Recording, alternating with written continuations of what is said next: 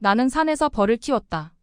처음에는 벌 한 통으로 시작해서 점점 늘어나 최근에는 50통까지 불어났다. 꿀을 따는지 벌을 사육하는지 헷갈릴 때도 있었지만 어쨌든 나는 4, 5년을 양봉에 푹 빠져 있었다. 여자가 산에서 양봉한다면 위험천만이지 않냐고 하지만 양봉장에서 보면 마을이 훤히 내려다 보이니 걱정할 필요가 없었다. 양봉장에 있으면 대낮부터 악을 써대며 우는 고라니들을 볼 수 있었고 거위 울음과 흡사한 하악하악거리는 개구리 소리도 들을 수 있었다. 또 온갖 새들이 똥을 싸대며 날아다녔고 빨간 목줄을 한 검은 개가 터벅터벅 산에서 내려올 때도 있었다. 주말이면 근처에서 색소폰을 불었고 비가 오면 근처 고압선에서 귀신 우는 소리까지 들렸다. 귀신 우는 소리야 그렇다 쳐도 진짜 소름이 돋는 건 우중에 산에서 하얀 우의를 입은 사람이 내려올 때였다. 수고 많으십니다. 30대 초반 남자였다. 그는 고압선을 따라 걷다가 산에서 내려왔다. 고압선과 같이 다른 전선도 흐르거든요. 엉키거나 하면 큰일이죠. 이걸 관찰하면서 걷는 겁니다. 이 남자는 한 달에 한 번 정도 산에서 내려와 양봉장을 지나갔다. 양봉장을 지날 때마다 그는 더덕 같은 걸 주기도 했고 양파망에 버섯 같은 걸 잔뜩 따서 주고 가기도 했다. 남자가 오는 날이 들쑥날쑥하더니 어느 날부턴가는 날짜와 시간까지 정확했다. 커피 한잔 하시죠. 나는 집에서 커피를 준비해서 양봉장으로 갔다. 남자는 양봉에 관심을 보였다. 그날부터 나는 그 남자에게 양봉에 관해 이야기를 들려줬다. 벌은 집 밖에서 죽는다. 벌은 다음 세대를 잇기 위해 최선을 다한다. 벌은 꿀 따러 간 벌이 많은 꿀을 따오지 않으면 다시 가서 꿀을 따오라고 잔소리를 한다. 꿀 따러 간 벌 중에는 꿀에는 관심이 없고 놀러 다니는 벌도 있다는 이야기를 해줬다. 남자는 내가 가르쳐주면 대부분을 기억했다. 지루하지 않아요? 남자가 물었다. 꿀을 따고 또 꿀을 따르면 1년을 기다려야 하죠. 양봉은 기다리는 일 같아요. 그렇게 2년이 훌쩍 지났다. 그새 우리는 한 달에 한 번 만나는 연인이 되었다. 그가 산에서 내려와 양봉장으로 오면 커피를 한잔하고 바로 우리 집으로 왔다. 거기서 이틀을 같이 있다가 남자는 다시 산으로 갔다. 그리고 사귄 지 3년이 되던 해 남자가 산에서 길 잃은 염소를 발견했다며 양봉장으로 데리고 왔다. 흑염소가 아니라 유산양이었다. 무료할 것 같아서. 남자가 말했다. 내가 양봉장에서 벌 보는 일이 무료하게 보였다는 말이었다. 시루떡처럼 까맣게 모여있는 벌을 향해 훈연하고 아지랑이처럼 허공을 맴도는 벌을 향해 혼잣말하는 내가 그렇게 보인 것이다. 어쨌든 그날부터 나는 매일 양봉장으로 왔다. 유산양은 하루라도 젖을 짜주지 않으면 병이 생겼기 때문이었다. 어쩌다 보니 유산양이 새끼를 낳았다. 외국산 건초를 먹일 수 없어서 풀을 베서 말렸다. 그러다 보니 벌 보는 일이 줄어들었다. 대신 유산양을 돌보는 시간이 점점 늘어났다. 사냥류가 남아돌았고 만든 치즈도 냉장고에 가득했다. 이 치즈를 안주 삼아 만날 때마다 맥주를 마셨다. 그리 힘들면 양봉을 관두고 그냥 집에서 염소만 키우면 되잖아. 남자가 말했다. 아니, 내가 염소 때문에 힘들 거로 생각해. 염소가 아니었다. 고압선을 따라 걸어 다니는 남자였다. 3년만 더 기다려줘. 남자가 말했다. 어떻게? 뭘 어떻게? 어떻게 기다리지? 양봉이 기다리는 일이라고 하지 않았어? 양봉은 계절이라는 고개를 넘고 넘는 재미가 있었다.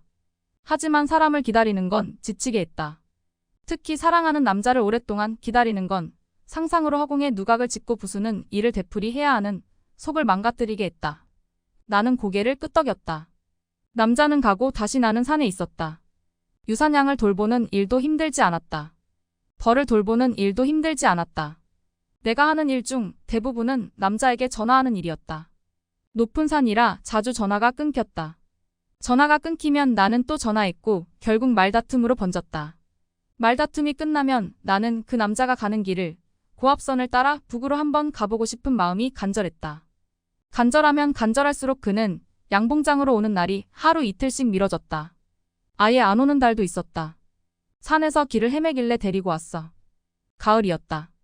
남자가 낯선 할머니를 데리고 왔다. 할머니는 큰 배낭을 메고 있었다. 행색으로 봐서 치매 노인은 아니었다. 뉘신지. 할머니는 자꾸 가방을 뒤지는 버릇이 있었다. 잠시도 가만히 있지 못했다.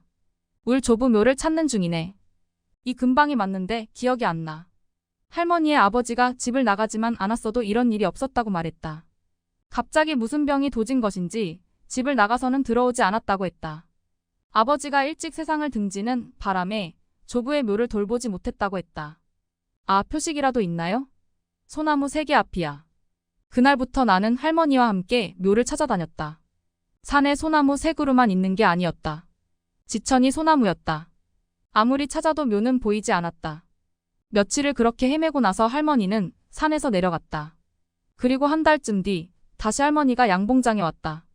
아예 작정하고 솥단지까지 들고 왔다. 고마워. 할머니는 말끝마다 고맙다고 했다.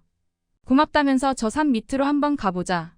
저 고압선 밑으로 가보자고 말했다. 갑자기 생긴 일이라 허둥지둥 할머니를 데리고 다녔다. 밤이면 양봉장으로 와서 밥을 끓여 먹었다. 지난 이야기를 12번도 더 들었다. 나도 고압선을 따라 걷는 남자 이야기를 12번도 더 했다. 할머니는 남자가 한번 집을 나가면 죽었다고 생각하는 편이 낫다고 말했다. 그렇게 몇 달을 헤매다가 다행히 할머니의 조모묘를 발견했다. 어떤 슬픔은 눈에 눈물이 고이면서 생기기도 했다. 할머니의 눈물을 보고 나도 울었다. 울면서 남자에게 전화해서 거기 어디냐고 물었다. 다짜고짜 왜 거기 있냐고 하다가 소리내 울었다. 거기서 할머니는 며칠을 보냈다. 그리고 산에서 내려가면서 나에게 살해를 하고 싶다고 말했다. 다음에 빚은 갚아야지. 나는 할머니에게 계좌를 적어줬고 며칠 뒤에 계좌를 확인했더니 1억이라는 아주 큰 돈이 들어와 있었다. 무슨 일인지 몰랐다. 할머니 연락처를 모르니 이걸 어떻게 할 수도 없었다. 남자에게 전화해서 통장에 큰 돈이 찍혀 있다고 말했다. 남자는 최대한 빨리 내려가겠다고만 말했다. 남자보다 낯선 남자 둘이 양봉장으로 찾아왔다. 할머니의 큰아들과 작은아들이라고 했다. 어머니가 치매에 걸려서 그러니 받은 돈을 돌려주십시오. 갑자기 할머니가 치매 노인이 되었다. 치매 아니에요. 자식이 치매라면 치매지 댁이 어찌 아슈. 같이 몇 달을 여기서 살았어요. 치매가 아니면 생판 모르는 사람에게 큰 돈을 보낸답니까? 생판 모르다니요. 명치쯤에 고여있던 화가 갑자기 솟구쳤다. 이 아줌마 보이스피싱 사기범 아냐. 그날로 나는 보이스피싱 사기범이 되었다. 경찰 조사를 받았다. 아무리 내가 양봉장이며 조부묘를 찾아서 돌아다닌 이야기며 할머니가 살해를 하고 싶다고 했던 말까지 해도 아무도 믿어주지 않았다. 그들이 앞에 내 통장이 있는 한 해명될 수 없었다. 나는 구속되었고 사기로 감옥에서 3년을 보내야 했다. 한 달에 한 번씩 남자가 면회를 왔다. 유산양이 새끼를 낳았다고 했다. 2달 뒤에는 꿀을 땄다고 했다. 가을에는 밤군락인지를 발견했다고 했고 겨울에는 개구리를 잡으러 산으로 온 사람들과 싸워서 눈가가 찢어졌다고 말했다. 3년이 그렇게 가버렸다. 고생했어. 남자가 말했다. 남자와 함께 양봉장으로 향했다. 양봉장 가는 길에 벌초 대신 해드린다는 현수막이 걸려 있었다. 현수막에 남자의 전화번호가 적혀 있었다. 괜히 웃음이 나왔다. 유산양이 많이 늘었다. 벌통도 늘어나 있었다. 남자가 벌통 다루는 솜씨가 많이 늘었다. 회사 관뒀어. 뭐하게? 양봉해야지. 훈연기에서 연기가 뭉클뭉클 쏟아졌다. 연기에 자꾸 기침이 나왔다. 기침할 때마다 또 눈물이 뚝뚝 떨어졌다.